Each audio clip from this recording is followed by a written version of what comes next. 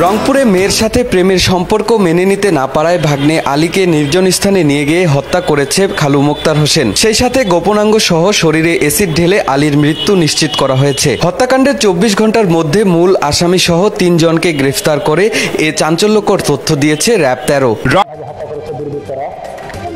তার যে ফ্ল্যাট ছিল সেটা কিন্তু ছিনতাই করে নিয়েছে এবং তার গায়ে অ্যাসিড ঢেলে দেওয়া হয়েছে। আমরা তার এলাকায় আছি।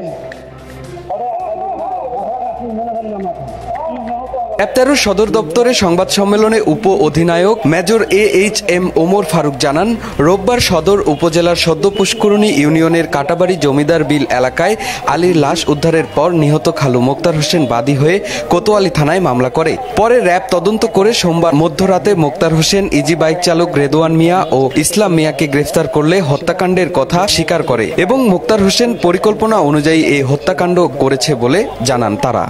আজকে আমি আপনাদের সামনে উপস্থিত হয়েছি অত্যন্ত বেদনাদায়ক একটি ঘটনা নিয়ে। আপনারা জানেন, গত 23 তারিখ অর্থাৎ গতকাল রংপুর জেলার কোতোয়ালি থানাধীন 4 নং সদ্য পুষ্করানী ইউনিয়নে একটি মুখ পোড়া লাশ পাওয়া যায়।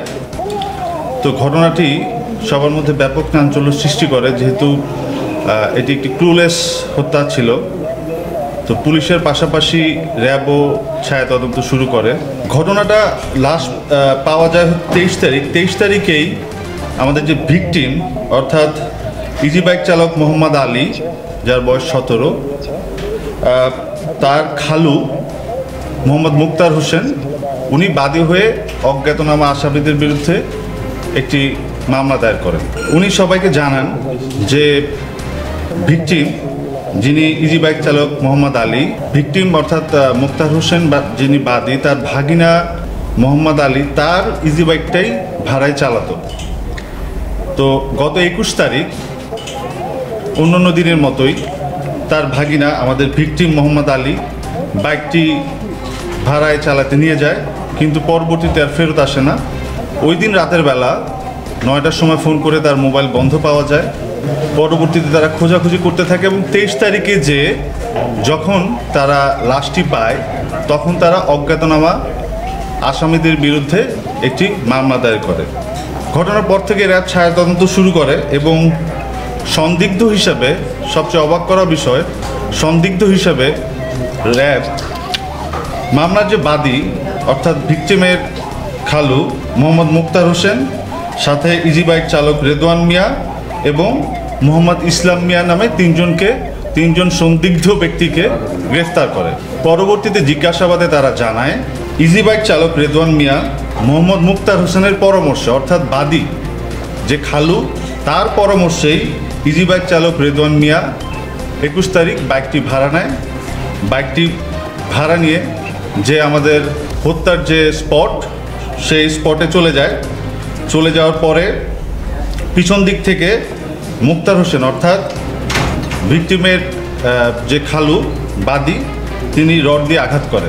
আঘাত করার পরে ও যখন পড়ে যায়, আমাদের ভিকটিম মোহাম্মদ আলী যখন পড়ে যায়, তখন আবার আমাদের যে সন্দিগ্ধ আরেকজন অভিযুক্ত ইজি বাইক চালক রেদওয়ান মিয়া অ্যাসিড দিয়ে তার মুখমণ্ডল ও যৌনাঙ্গ অ্যাসিড দিয়ে পুড়িয়ে দেয়। পুড়িয়ে দিয়ে তারা যে আকমলের যে মরিচ ক্ষেত আছে সেখানে লাশটি ফেলে তারা চলে আসে। আমরা 3 জন আসামিকে, সন্দিগ্ধ ব্যক্তিকে এখন পর্যন্ত ধৃত করেছি। আমরা তাদেরকে পরবর্তী আরও অধিকতর তদন্তের জন্য যে সংশ্লিষ্ট থানা, সেই থানায় হ্যান্ডওভার করে দিব।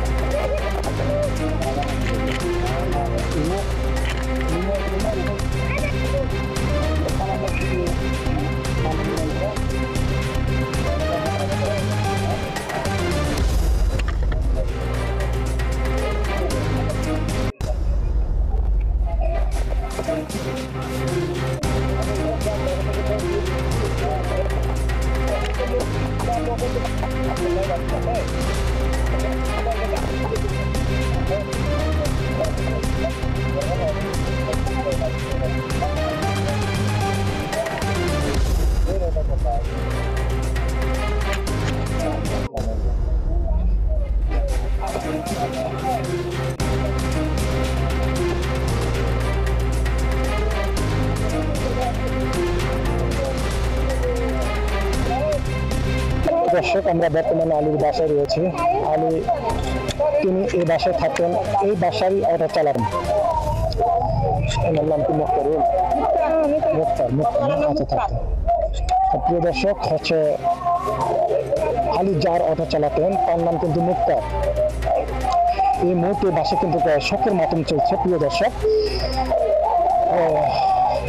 আমরা দেখতে পাচ্ছি। আসসালামু আলাইকুম প্রিয় দর্শক, আমরা এই মুহূর্তে আছি বাসায়, শোকের মাতম চলছে। আলীকে কিন্তু নির্মমভাবে এসিড ঢেলে হত্যা করেছে দুর্বৃত্তরা, এবং যে নতুন অটো ছিল সেই অটোর ব্যাটারি কিন্তু ছিনতাই করেছে। প্রিয় দর্শক, এটি হলো মোহাম্মদ মুক্তার সাহেবের বাসা। এই মুক্তার সাহেবের অটো কিন্তু ভাড়া চালাতেন আলী, আর সেই দুর্বৃত্তরা কিন্তু সেই অটো ভাড়া করে নিয়ে শ্যামপুরে গিয়ে তাকে নির্মমভাবে সরাসরি এসিড ঢেলে হত্যা করেছে।